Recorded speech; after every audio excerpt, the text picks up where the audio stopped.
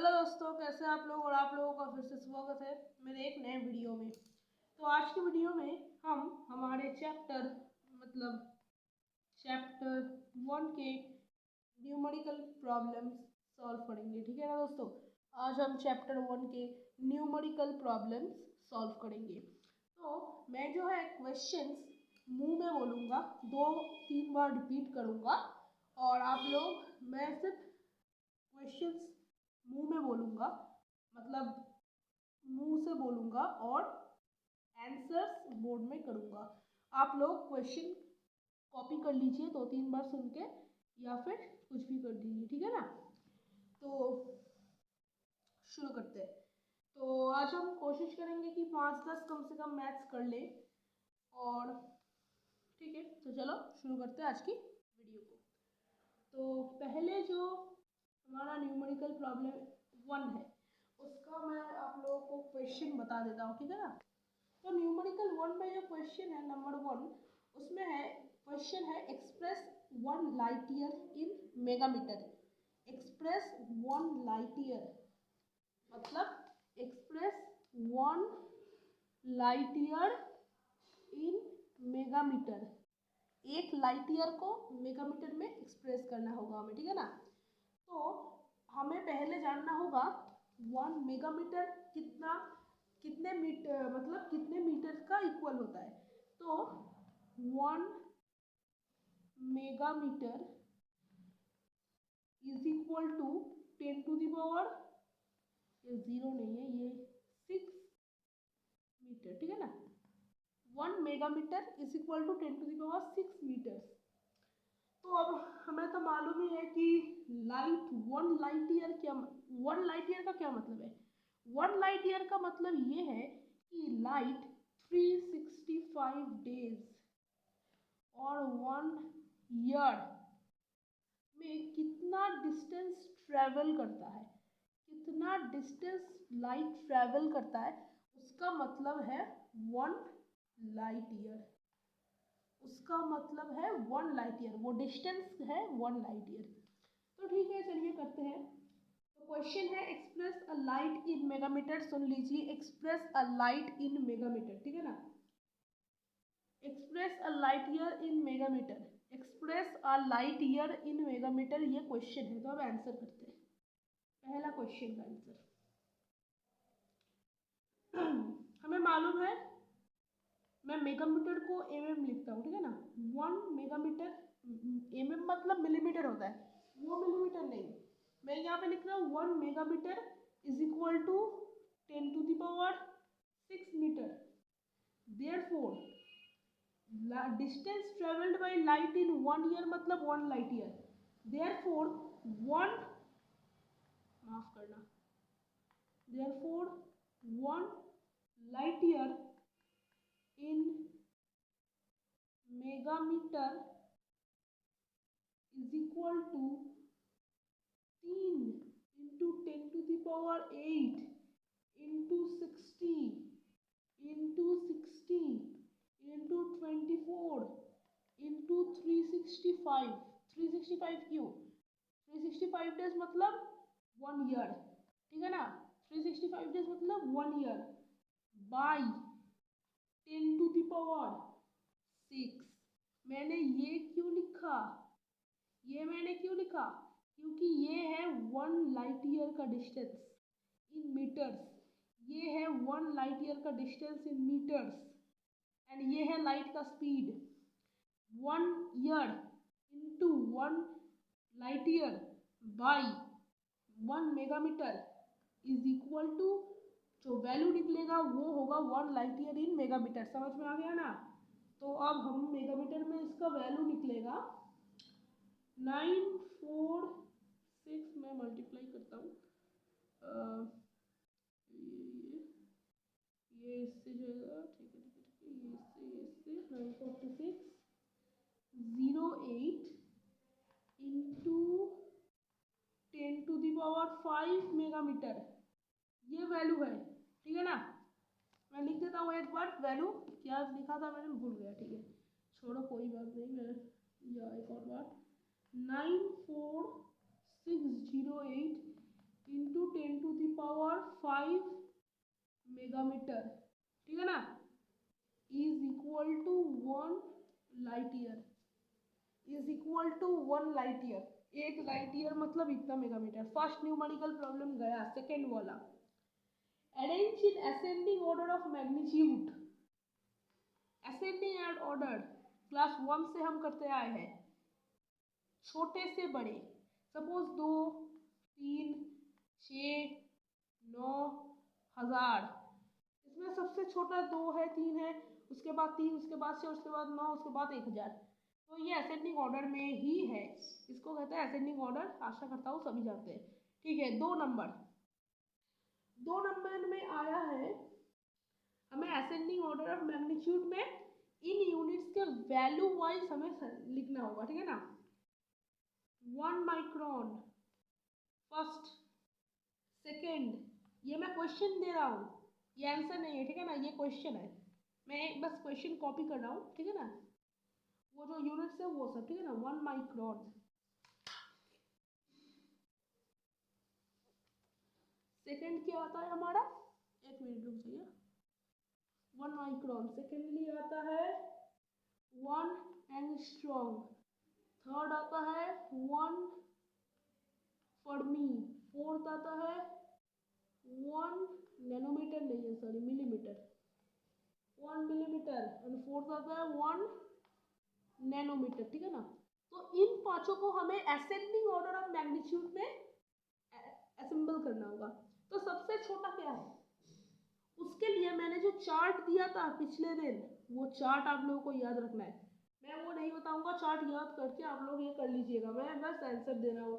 तो ascending order of magnitude में कुछ ऐसा होगा, 1 फर्मी, उससे बड़ा है 1 एंगस्ट्रॉम, उससे बड़ा क्या है 1 नैनोमीटर, ठीक है, 1 नैनोमीटर।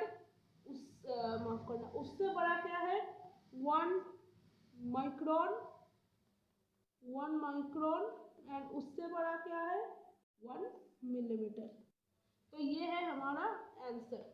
कॉपी कर लीजिए आप लोग, अच्छे से देख लीजिएगा, और अगर आप इनके वैल्यूज पुट करेंगे तो आप लोगों को यही ऑर्डर मिलेगा। तो सेकंड भी गया, ठीक है ना। अब आती है बारी थर्ड न्यूमेरिकल वैल्यू की, मतलब थर्ड न्यूमेरिकल क्वेश्चन की। तो क्वेश्चन है, light of a certain colour is composed of a train of waves, each of wavelength 6355 angstrom. How many such waves are present in an inch or 2.54 centimeters? Question मैं दोबारा से कह देता हूँ, सुन लीजिए, अच्छे से सुन लीजिए। Light of a certain color is composed of a train of waves, each of wavelength 6355 angstrom. How many such waves are present in an inch or 2.5 centimeter? इससे हमें एक बात जानने को मिला, ठीक है ना। वो बात क्या है, इससे हमें एक बात जानने को मिला, 1 inch is equal to 2.54 centimetre. अगर किसी को ये मालूम नहीं है तो मालूम कर लीजिए, ठीक है ना। तो अब मैथ्स की तरफ आते हैं। तो उन हर एक वेवलेंथ का क्या है लेंथ, 6355 एंगस्ट्रॉम। तो हमें पूछा गया कितने वैसे सच वेव्स है। तो अगर हमें मालूम है ये 3 number, 1 angstrom is equal to कितना होता है 10⁻⁻8 मीटर, है ना, मतलब सेंटीमीटर, ठीक है। तो फिर 6355 एंगस्ट्रॉम मतलब कितना, 6355 इंटू 10⁻⁻8 है ना। सिंस 1 इंच, 1 इंच का मतलब है 2.54 सेंटीमीटर, देयरफॉर रिक्वायर्ड, क्या लिख रहा हूँ, देयरफॉर पागल हो गया पूरा, therefore required number of waves is equal to, therefore required number of waves is equal to 2.54 by 6355 5 into 10⁻⁻8 is equal to 40 into 10⁻3। तो हमारे पास आंसर निकल के आता है 40 इंटू 10⁻3 वेव्स होंगे हमारे पास, ठीक है ना। 40 इंटू 10⁻3 वेव्स होंगे हमारे पास उस लाइट के, ठीक है ना।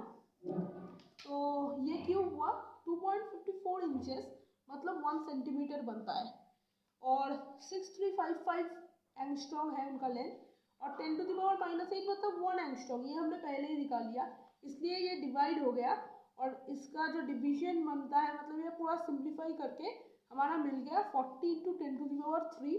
एंड यही हम सिंप्लीफाई करना चाहते हैं तो इसको भी सिंप्लीफाई कर सकते हैं आप लोग, या फिर ना करना चाहे तो ना भी कर सकते हैं, और यही हमारा आंसर निकल के आता है।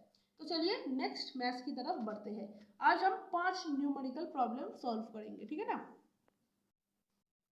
तो हमारा जो फोर्थ न्यूमेरिकल प्रॉब्लम है वो मैंने ही आप लोगों को दिया था। तो वो न्यूमेरिकल प्रॉब्लम कुछ ऐसा था कि अगर सपोज आपके पास एक अनइवन बॉडी है, वाटर है, मेजरिंग सिलेंडर है, वाटर है, एक थ्रेड है, ठीक है ना, एक थ्रेड है, कुछ भी थ्रेड है, एंड क्या है हमारे पास एक स्प्रिंग बैलेंस भी है। पूरा फालतू का है ये स्प्रिंग बैलेंस, मुझे मालूम है फिर भी, ठीक है ना, स्प्रिंग बैलेंस भी है। तो हम इस अनइवन बॉडी का कैसे मास, डेंसिटी एंड वॉल्यूम मेजर करेंगे, तो चलिए जल्दी से करते हैं। तो सपोज पहले हम हमारा मेजरिंग सिलेंडर लेंगे, इसके अंदर वाटर पोर करेंगे और ये लोअर मेनिस्कस आ गया, ठीक है ना, जिससे हम अपनी आई को रखेंगे देखने के लिए, या आई कम कुछ और ज़्यादा लग रहा है, ठीक है ना, आई को रखेंगे हम देखने के लिए। और जो हमारा जो पॉइंट आएगा ये वाला, इसको सपोज आइए हमारा एक्स एक्स एक्स आया, ठीक है ना। नेक्स्ट हम क्या करेंगे, हमारे इसको अनइवन बॉडी को थ्रेड के साथ टाई करेंगे और इसके अंदर डिप कर देंगे, इस वाटर के अंदर डिप कर देंगे। और हमें इस बात का ध्यान रखना है कि कोई भी वाटर बाहर नहीं आनी चाहिए, कोई भी वाटर बाहर नहीं आनी चाहिए, तो मेजरमेंट में गड़बड़ी हो सकती है। तो यहाँ पर डिप कर दिया हमने, तो वाटर एक सर्टेन लेवल तक बढ़ गया, यहाँ तक बढ़ गया वाटर, इस लेवल तक वाटर बढ़ गया, और ये जो लेवल आया उसको हमने मार्क किया x1, ये सीसी है ना, ठीक है ना, क्यूबिक सेंटीमीटर, सीसी मार्क कर दिया। तो अब ये जो ये वॉल्यूम क्या आएगा, इसका इस अनइवन बॉडी का वॉल्यूम क्या होगा, x1 माइनस xcc, है ना, यही आएगा ना, क्योंकि जो प्रेजेंट वॉल्यूम ऑफ वाटर है उससे अगर हम पहले के वाटर वॉल्यूम ऑफ वाटर को मेजर सब्ट्रैक्ट करेंगे तो इसका वॉल्यूम निकल आएगा। सिंपल है, ये मिल गया हमारा इसका वॉल्यूम। हमें नेक्स्ट निकालना है इसका मास। मास निकालना बहुत ज़्यादा इजी है। अब मैं बस उस अनइवन बॉडी को उस स्प्रिंग बैलेंस के साथ ऐसे टाई कर देना है, बस जितने तक पॉइंटर आएगा, सपोज वो हमारा एम आया, एम है उसका मास। और डेंसिटी, डेंसिटी निकालना है, डेंसिटी निकालना बहुत ज़्यादा इजी है, मास बाय वॉल्यूम। तो मास हमारा जो निकला था m एंड वॉल्यूम निकला था x1 माइनस x, तो ये हो गया हमारा डेंसिटी, ये हो गया हमारा उस चीज़ का डेंसिटी। सिंपल आंसर था, कोई मुश्किल नहीं था, ठीक है ना। तो यहाँ पे हमारा चौथा नंबर मैथ्स था, ये चौथा नंबर मैथ्स का आंसर निकल के आ जाता है। तो हमारा आज का आखिरी और 5वां मैथ्स, ठीक है ना। अगर हम नेक्स्ट दिन और 5 मैथ्स कर लेंगे, ओ नहीं माफ़ करना मुझे, ठीक है ना, इस चैप्टर में से सिर्फ यही कुछ मैथ्स आते हैं और कोई मैथ्स नहीं आता। तो आज के ही दिन हमारा जो फर्स्ट चैप्टर है वो ख़त्म हो जाएगा, लास्ट एक मैथ्स बाकी है, ठीक है ना। तो चलिए उस लास्ट 5वें मैथ्स को भी कर लेते हैं, 5वें मैथ्स को, ठीक है ना। चलिए, तो ये 5वां मैथ्स बहुत ज़्यादा इजी है, वो है डिड्यूस द डायमेंशन ऑफ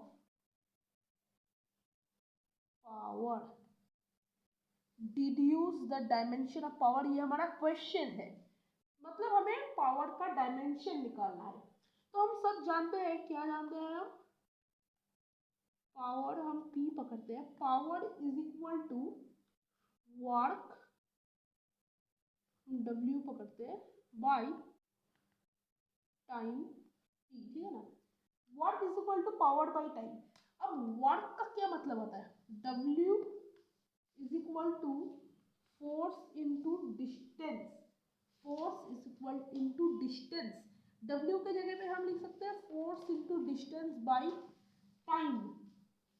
अब force into distance by time का एक और नया फॉर्मूला आता है, वो है force into velocity, force into velocity. अब देखो फोर्स इंटू वेलोसिटी का क्या निकल सकता है, mass into acceleration, mass into acceleration है ना। फोर्स इंटू वेलोसिटी मतलब mass into acceleration into distance by time. Force into velocity मतलब mass into acceleration into distance by time. ये अच्छे से याद कीजिए, फोर्स इंटू वेलोसिटी मतलब mass into acceleration into distance by time, ठीक है ना। अब इसका क्या फॉर्मूला है, मास का तो सब जानते हैं, m into L into T to the power -2, ठीक है ना। ये मास, ये था हमारा acceleration, distance by time is equal to क्या निकल के आता है हमारा m l, ओ माफ करना, इसीलिए मैं सोचूं ये हमारा मास, ये हमारा एक्सीलरेशन का फॉर्मूला, डिस्टेंस बाय टाइम वो है lt टू दी पावर -1। बस हो गया हमारा m l² t to the power -3 निकल के आ गया, power p is equal to m l² t to the power -3 answer. बस हमारा चैप्टर खत्म, हमारा चैप्टर यहीं पे, फर्स्ट चैप्टर यहीं पे हमारा first chapter completed, first chapter हमारा कंप्लीट हो चुका है, ठीक है ना गाइस। तो हमारा फर्स्ट चैप्टर कंप्लीट, तो नेक्स्ट दिन से हम सेकंड चैप्टर शुरू करेंगे। तो चलिए गाइस आज की वीडियो में इतना ही, मिलते हैं हमारे नए वीडियो में एक नए टॉपिक के साथ। तब तक के लिए बाय दोस्तों, पढ़ाई करते रहिए, फिजिक्स तो करते ही रहिए। बाय दोस्तों, स्टे होम स्टे सेफ।